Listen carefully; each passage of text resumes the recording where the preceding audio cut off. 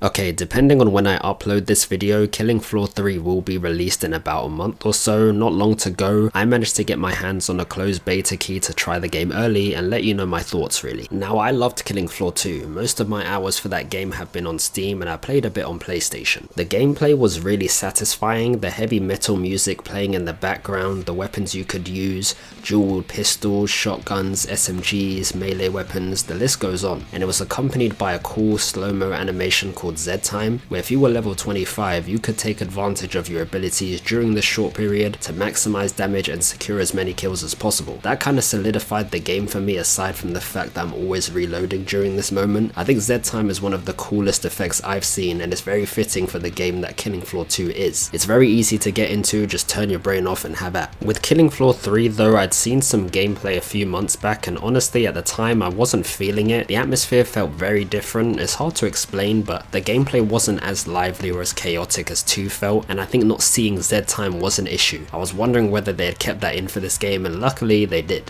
Killing Floor 3 operates a bit differently. There are a few quality of life improvements, design changes and additional game mechanics at work here. It's a nice surprise if you're coming from Killing Floor 2. When you get into the game you load into what they call a Stronghold, so you're no longer operating from a menu screen. It's very big, most of the space is occupied by 5 other pod areas for other players, so if you invite friends they'll spawn in these available rooms I assume. If you play Borderlands 3 or the Outlast Trials it's kinda like that. It's essentially your home base, a chill corner before you go out on your mission. The Stronghold area contains a mission board where you can select your next venture, change difficulty, change location and so on. And with a little bit of running about you'll find a firing range where you can test your guns or test your aim and make sure the sensitivity is adjusted for your personal preference. I've noticed that ammo is limited in this area. With it being a firing range you would think infinite ammo is a thing. I was a bit blind here, but there is a trader on the left where you can refill your ammo and change weapon if you wish. By the way, you can access all these stations by pressing the touchpad if you're on PlayStation, so you don't have to wander about for them if you don't want to. Behind the range you'll also find the armory. This is where you can view and customize your weapons. In Killing Floor 3 weapons don't just come as they are anymore, there's some flexibility now. Each weapon can have schematics applied to them. With the materials you find when killing enemies during the game, you can use that to craft ammunition types from acidic ammo to hollow point rounds. You can build compensators or suppressors to help with accuracy and recoil control. Melee weapons can be given coatings or blade changes to enhance damage, attack speed and block stamina.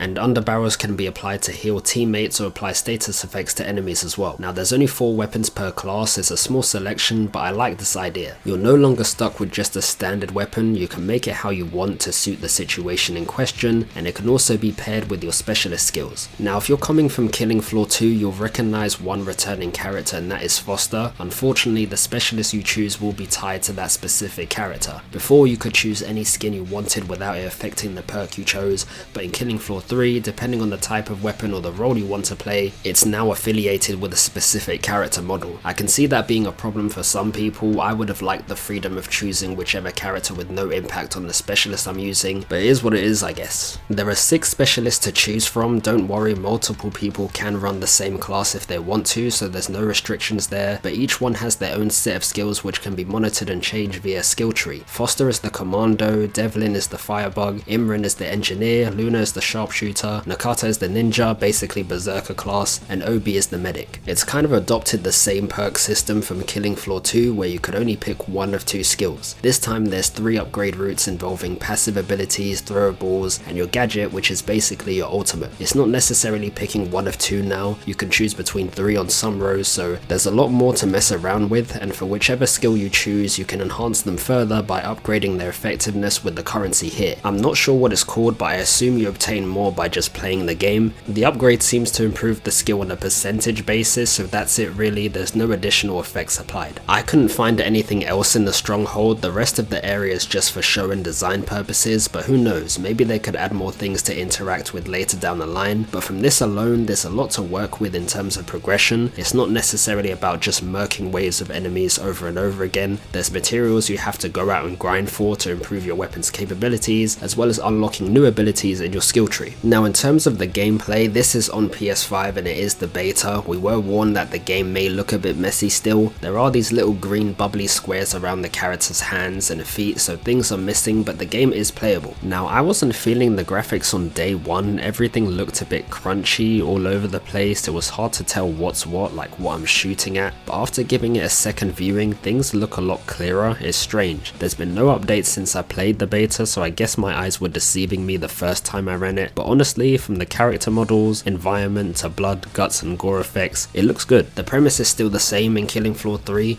survive multiple waves of enemies and fight a boss at the end. There's only 6 waves this time. From the menu there's no option to increase the number of waves, you can only change the difficulty from normal, hard and hell on earth. From the start menu it seemed like you couldn't play solo, that option was greyed out, but when you load into multiplayer and select a mission, there's an option to turn matchmaking off, so solo play is allowed I guess. After each wave you've still got the intermission where you can head to the trader to restock, buy new weapons, increase their rarity, improve armor and so on. I actually like the interface for this, it's quite organized. You've got your countdown at the top so you can keep track of when the next wave is about to start. There's even a button to request dosh from the trader. However, I've noticed the option to change perk or specialist isn't available anymore. I believe you could do that in the second game, but now it seems like you're stuck with the specialist you choose before the game starts. So when running harder difficulties, players will really have to pick carefully, as they can't just switch out when your game isn't going as well and need more support or healers for example. If you played Killing Floor 2, you'll recognize some returning enemies as well. Most of them still act the same, some have new abilities and ways of moving and have also just undergone a makeover. Lots more teeth showing, they're a lot creepier as well. Facial features are a bit more defined in this game. The Husk is a bit bulkier and spends most of the time in the air on top of buildings. He's still got that weak spot you can shoot and explode though. The Siren on the other hand is a lot more sinister. Their heads extend upwards before screaming and it's fair to say their hitbox is a lot smaller. Some enemies in general don't just die. Depending on where you damage them, they'll be crawling around with no legs trying to damage you, which is a cool addition. Although this only happens with regular Zeds, not the large ones like the Bloat, Husk or Flesh Pound for example. It would be nice to have those animations for them too. However, you can now perform executions. I've only done it once and I think it's the same from when a Zed grabs you, but if you get a Flesh Pound down to critical health, you get an option to perform said execution which shows off the animation. I'm not sure if it's specific to the specialist you play, as I was a ninja here, but I would assume and hope you can do this no matter which character you run. The Scrake and Flesh Pound have undergone the biggest changes in my opinion. In Killing Floor 2 they were mostly a threat from short range, so if you're a competent player and using a fast moving perk character, you could essentially kite around the map, parry them when they get close and rinse and repeat. But now the Scrake and Flesh Pound utilize ranged attacks. The Scrake has a claw that can extend and grab you from range,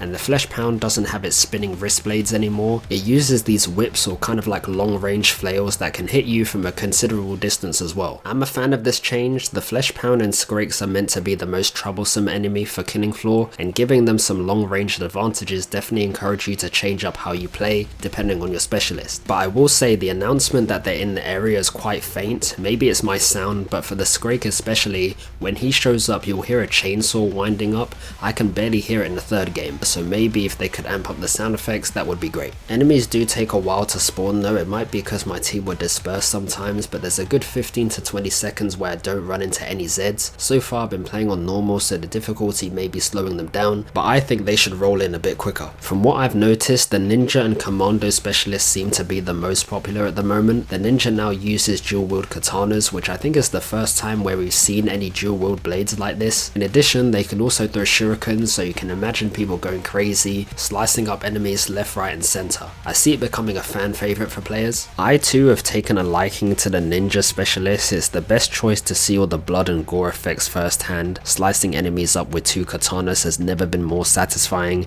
The addition of throwing shurikens is the cherry on top as well, so I can imagine the upcoming montages players may create with the use of Z time to show their appreciation for this specialist. My personal favorites from the previous game was definitely Sharpshooter and the support perks, mainly for the headshots. Popping heads was nice to pull off, but in this game I'm not feeling it as much. I think the enemies aren't ragdolling enough. Sharpshooter is an exception since it's a weapon that doesn't usually do that, but if you use the shotguns from Killing Floor 2, you'll know enemies would go flying, and that was always hilarious to me. When I use Imran's engineer class, I'm not getting that satisfaction. To be fair, the Doomstick and Boomstick were the only weapons that had enough power to do this, so hopefully they add similar shotguns like that in the future and we get to send Zed sky high with them. Now, there were only 3 maps given at launch, and they've tried to offer more external support around the area. For the engineer, you'll be able to use the tool to build turrets that shoot enemies, which is great if you want to hold down a set location. They also open up containers that provide armor for your team, and as far as environmental stuff goes, I haven't run into any traps. I'm not sure if that's still a thing. The closest I got was seeing a burst pipe, but besides that, I haven't seen any traps that you can manually activate. I could be wrong though. If you played the beta, let me know. However, it could be that the game wants players to use their gadgets more. Players now have the ability to call in turrets, set up their own traps, and drop shields and so on. They can also drop item replenishments for your team like ammo, syringes, so it's a lot more about teamwork it seems, cycling said abilities at the right time to support one another. But I would still like to see some traps. They were really good to have, mainly because it goes hand in hand with the ragdoll effects. They've made some changes to the animation for Z time. Time still slows, but they've now added these sort of static TV lines across your screen, and enemies are highlighted in red. There's a bit of discoloration, the greyishness is still there. I think they're trying something new. First time it activated, it took me a second to clock on because again, the screen doesn't go super grey, it's a slight tint, and I didn't quite notice the static lines at first, but it's growing on me. I like it. As for the bosses, they are new designs. You've got the Queen Crawler, essentially a large crawler with spores on it, which I assume to be weak spots. At intervals, it will transform into tiny little crawlers, and they're kind of more of a nuisance. Not the most threatening of the 3 bosses I've seen, but we've also got the Chimera, which is apparently made up of human remains. Kinda nasty. This one's a bit of a challenge as it sends out these spikes and seeker mines of sorts. It's hard to describe, but this enemy is based on tracking you with its abilities, so you need to keep moving really. And lastly, the boss that absolutely demolished me was the Impaler, a very fast moving enemy that charges at you with a blade attached to its head. Probably the most reckless of the 3 bosses. When I fought this the first time, 3 of them spawned and I thought this was a bug.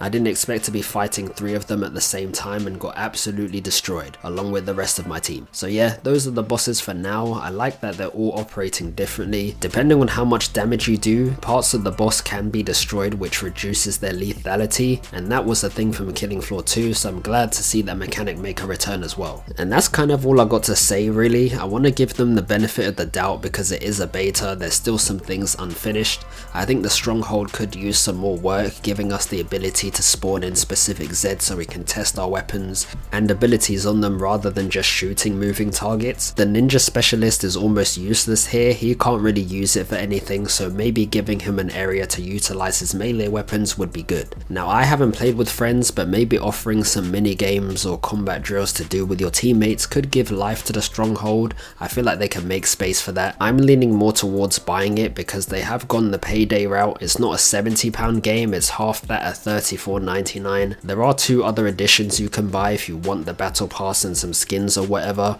which total up to $64.99, but for me the base game would do for now. Disc versions are available on Amazon, although I'm not sure why the Xbox version is £1 more, a bit weird. The only issue is pricing a game that cheap in this day and age usually means they're not going to have an insane amount of content. I imagine they'll release the game with the stuff they have now, then drip feed more stuff as the year goes on, so with only 3 maps and 4 weapons per class, things might get boring very quickly. I could be wrong though, I want this game to do well. I don't think many of us expected a 3rd game since they kept dishing out updates for the 2nd one, although one other thing I hope is that weapons they add in the future are unique. I can understand Killing Floor 2 had a budget problem, so oftentimes they'd base new weapons off current ones, same model, just a different ability. I kinda hope they don't do that for this game, but let's see. Anyway, if you've played the beta as well, let me know your thoughts below. I hope you guys enjoyed. It's been Dre, take care and see you next time.